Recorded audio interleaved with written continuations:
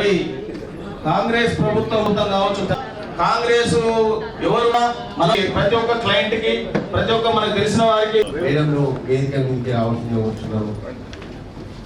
రంగారెడ్డి జిల్లా న్యాయవాదుల తరఫున మేడంకు స్వాగతం సుస్వాగతం. అందరూ ఒకసారి చప్పట్లతో స్వాగతం పలకాలి. మేడము అందరికీ శుభాకాంక్షలు. మన రంగారెడ్డి జిల్లా జడ్పీ చైర్మన్ గా చాలా సంవత్సరాలు చేశారు. అలాగే రాజేందర్ రెడ్డి గారు మంత్రిగా చేశారు. కూడా స్వాగతం. మన ఇప్పుడు మిత్రులు రావాల్సిన వేదిక ముందున్న సీనియర్ న్యాయవాదులు, నాతోటి న్యాయవాద మిత్రులు, మహిళా న్యాయవాదులందరికీ నా హృదయపూర్వక చాలా మధ్యాహ్నం సమయం కదా. కాంగ్రెస్ పార్టీ గురించి ప్రతి ఒక్కరికి తెలిసిన విషయమే. 70 ఆ టైంలో కూడా పేదలకు ఈరోజు ఈ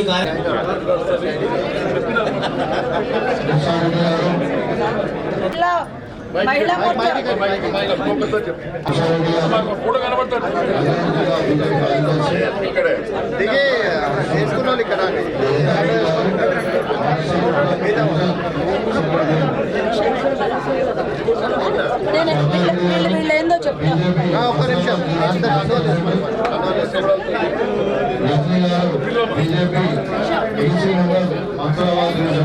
చైతన్యపురి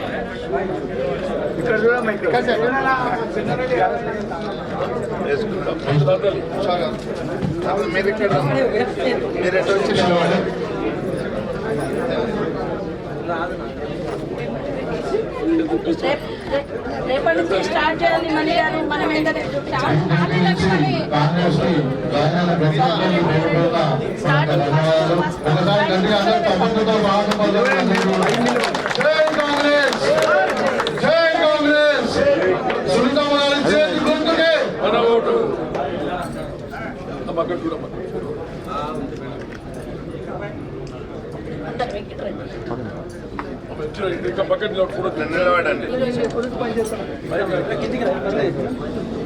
కొంచెం జరగండి.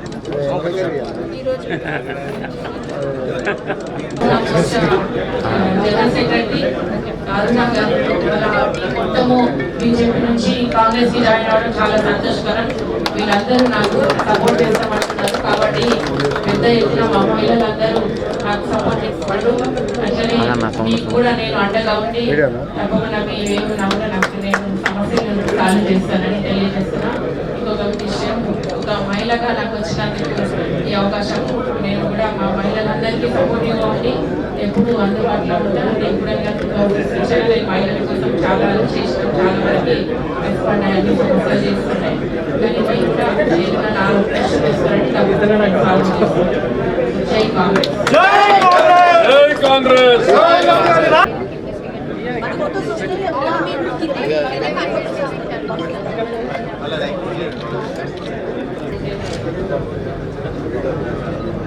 గవర్నమెంట్ సహకారంతోనే సాధ్యపడుతుంది కాబట్టి ముఖ్యంగా మీ అడ్వకేట్స్కి ఉన్న ఇబ్బందులు నాకు కూడా మార్పుల మండల్స్లో కూడా తెలుసు. అక్కడ ఈ సిటీ సరౌండింగ్ నేబరింగ్ మండల్స్లో కూడా చాలా ప్రాబ్లమ్స్ ఉన్నాయి కోర్ట్స్కి. కాబట్టి నాకు కూడా ప్రపోజల్స్ వచ్చినాయి గ్రామీణ ప్రాంతాల నుంచి కూడా. కాబట్టి అడ్వకేట్స్కి నిజంగా గవర్నమెంట్ సహకారం ఉంటేనే సాధ్యమవుతుంది. గత ప్రభుత్వం ఎలాంటి పట్టించుకోకుండా చాలా అవమానాలు పరిచింది అందరినీ. ఎక్కడికక్కడ మమ్మల్ని కానీ అడ్వకేట్స్ కానీ టీచర్స్ కానీ ప్రతి ఒక్కరి డాక్టర్స్ కానీ అందరినీ వాళ్ళకి డిస్కోర్స్ ఇచ్చి వేసాడిపోయి అందరు నిజంగా గవర్నమెంట్ని పడగొట్టినమాట మీకు అందరికి తెలిసిన విషయమే. కాబట్టి గత ప్రభుత్వం అహంకారం వల్లనే ఈరోజు గవర్నమెంట్ కూలిపోయింది. కాబట్టి మనం ఇప్పుడు గౌరవ ముఖ్యమంత్రి డేర్ అండ్ డైనమిక్ మన రేవంత్ రెడ్డి గారి ఆధ్వర్యంలో మనం అందరం ఇప్పుడు ఎంపీ సీటు దక్కించుకుంటే నిజంగా ఆయన ప్రెస్టేజ్ ఏదో మేము గెలవడం కాదు, ఆయన ప్రెస్టేజ్ కాబట్టి ఆయన మహబూబ్ నగర్ ఇంకా మన మల్కాజ్గిరి అప్పులు చెప్పినారు కాబట్టి మనం ఈ మల్కాజ్గిరిని పక్క గెలిపించుకోవాల్సిన అవసరం ఉంది. కాబట్టి మన రేవంత్ రెడ్డి గారి సమక్షంలో గతంలో నిజంగా రేవంత్ రెడ్డి గారి కోసం మీరు చాలా గెలుపు కోసం కృషి చేయడం జరిగింది. అప్పుడు కూడా నిజం ఎందుకు ఇంత వాల్యూ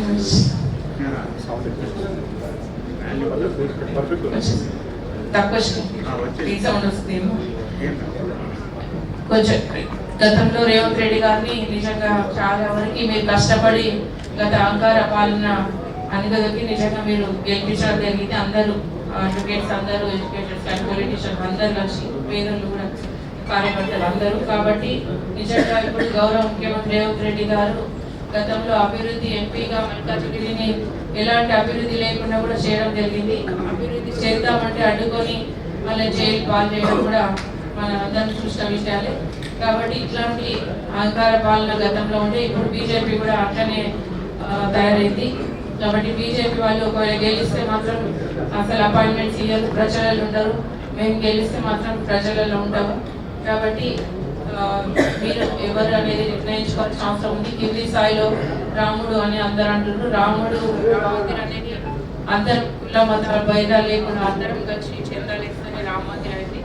కాబట్టి ప్రతి ఒక్కరు ఈ రామ మందిర్ని ఇప్పుడు నార్త్ ఇండియన్స్, మార్వాడీస్ వాళ్ళందరూ కింది స్థాయిలో అక్కడ నాలుగోకల్ నుంచి వచ్చి మన హైదరాబాద్లో సెటిల్ అయినారు. కాబట్టి ఇక్కడ వాళ్ళకి ఇవన్నీ లోకల్ పాలిటిక్స్ తెలియదు.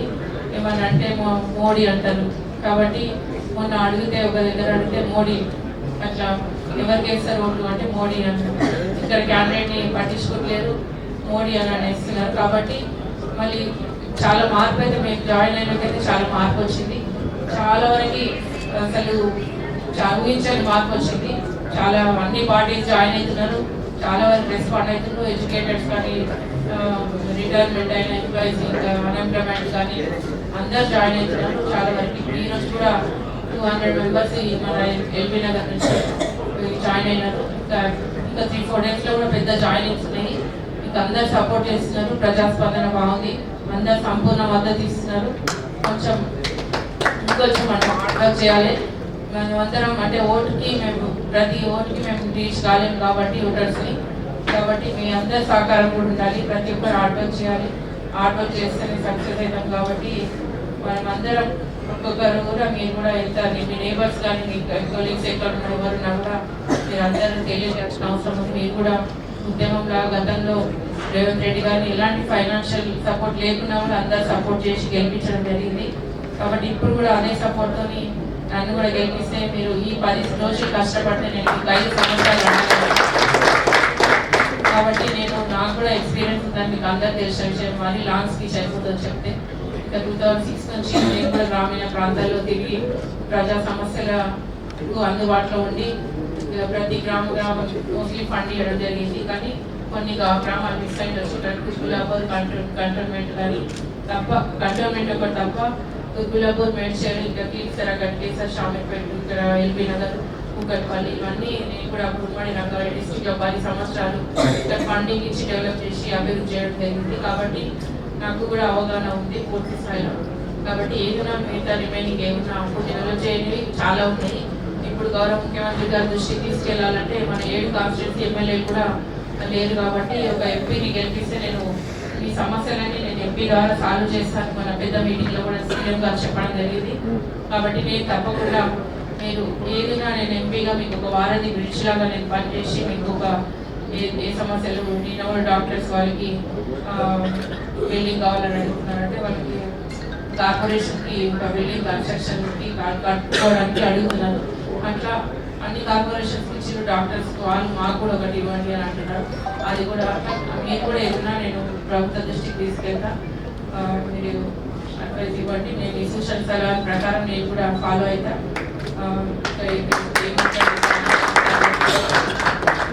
మీరు ఏమైనా ప్రపోజల్ ఇవ్వండి. ఇంకా మాకు కూడా చాలా మీటింగ్స్ ఉంటున్నాయి కాబట్టి అన్నీ ఇప్పుడు వినడానికి కూడా టైం ఉండదు. కాబట్టి దయచేసి తెలియాలని కోరుతున్నా. ఏదేమైనా నేనైతే మీకు 10 రోజులు కష్టపడండి. మీ ఫ్యామిలీ మెంబర్ లాగా మీకు 5 సంవత్సరాలు గంటలు అవుతాయి. ప్రభుత్వ దృష్టికి అయితే ఏ సమస్యలు మా పర్సనల్కి అయితే నేను వెళ్ళాను. పైరవీలో ఇవైతే నేను వెళ్ళాను సీఎం గారి. గతంలో ఎప్పుడైనా మేము వెళ్ళలేము. 10 సంవత్సరాల గతంలో కేసీఆర్ గారు ఒక్కసారి అపాయింట్మెంట్ ఇవ్వలేదు మా జెడ్పీ చైర్పర్సన్కి. ఎమ్మెల్యేస్ మినిస్టర్ తప్ప మమ్మల్ని ఒక్కసారి కూడా ఇవ్వలేదు. ఒకటే ఒక రోజు లంచ్ పెట్టింది తప్ప. ఇప్పుడు సీఎం రేవంత్ రెడ్డి గారు 10 సార్లు ఇప్పటికీ నేను పోయినా జాయిన్ అయిన 1.5 months 2 months అయింది. ఇప్పటికీ దగ్గర 8-10 సార్లు కలిసాం. కాబట్టి అట్లా పని చేయడం చేయకపోని కానీ అహంకారం ఉండదు ఎవరికైనా కూడా. కాబట్టి నా దృష్టిలో అయితే అట్లా ఎప్పుడైనా రెస్పాండ్ అయితే మీరు ఎప్పుడైనా కాల్ చేసి నా నంబర్ తీసుకున్నాం, కానీ ఇప్పుడు మాత్రం తీసుకుంటాం కాబట్టి ఎలక్షన్ తర్వాత తప్పకుండా మీకు అందుబాటులో ఉంటుంది. గవర్నమెంట్ ఉంటుంది ఏం కదా, తప్పకుండా మీకు అండగా ఉంటారు. మన ముఖ్యమంత్రి గారి సపోర్ట్ మెయిన్, ఆయన ధైర్యంతోనే మేము ముందుకు వచ్చినాము. కాబట్టి తప్పకుండా మీకు అండగా ఉంటారని తెలియజేస్తూ ఈ అవకాశం ఇచ్చినందుకు అందరికీ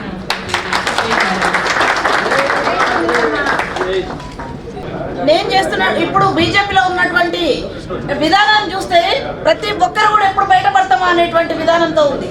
వాస్తవాన్ని చెప్తున్నానండి. ఇక్కడ ఎందుకు నేను ఇంత కష్టపడి నేను కార్పొరేటర్లను అడిగినా, బీజేపీ సీనియర్ లీడర్స్ని అడిగినా, ఎల్బీ నగర్లో ఎవరిని అడిగినా అరుణ గారు తీసుకున్న నిర్ణయం కరెక్టా అంటే 100% రైట్ అంటారు. 100% రైట్ అంటారు. ఎందుకు అంటారంటే ఒక రంగారెడ్డి అనే వ్యక్తి ఏదో నా ఇదిలో నడిపించేద్దాం జిల్లా అనేటువంటి పేరు వేస్తున్నాడు. ఆ మూర్ఖత్వానికి ఎప్పుడు కూడా ఖచ్చితంగా సమాధానం చెప్పే రోజు ఖచ్చితంగా వస్తుంది. దానికి నేను సవాల్గా తీసుకుంటున్నా. మన సునీత మహేందర్ రెడ్డిని గెలిపించడానికి ఈ క్షణం నుంచి నేను పోటీ స్టార్ట్ చేస్తున్నానండి. ఖచ్చితంగా గెలిపిస్తా అండి. జై కాంగ్రెస్, జై కాంగ్రెస్. రామ్మోహన్ గౌడ్ అన్న నాకు రాజకీయంగా ముందుకు తీసుకొచ్చినటువంటి వ్యక్తి. నేను వెల్ఫేర్ అసోసియేషన్లో ఉన్నప్పుడే నన్ను గుర్తించి ఆయన నన్ను ఒక వార్డ్ మెంబర్గా బయటకు తీసుకొచ్చినటువంటి వ్యక్తి. ఈరోజు సదా ఆయనకు రుణపడి ఉన్నా.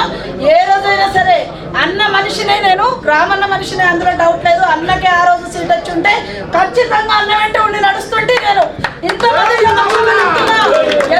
అంటే నా ఇంట నడిపిస్తుంటే వాస్తవంగా అన్నకు జరిగినటువంటి ఇదిలో మేము చాలా బాధకు గురైనాం. ఖచ్చితంగా ఇప్పుడైనా సరే అన్న వెంట మేము ఉంటాం. మాతో పాటు ఎంతో మంది మహిళలు వాళ్ళు రావడానికి ముందుకున్నారు. రేపటి నుంచి మీరు చూస్తారు ఎంత కదలబోతుందో బీజేపీ మహిళా మోర్చా, బీజేపీ నుంచి మహిళలు చూడండి. థ్యాంక్ యూ అండి, థ్యాంక్ యూ సో మచ్.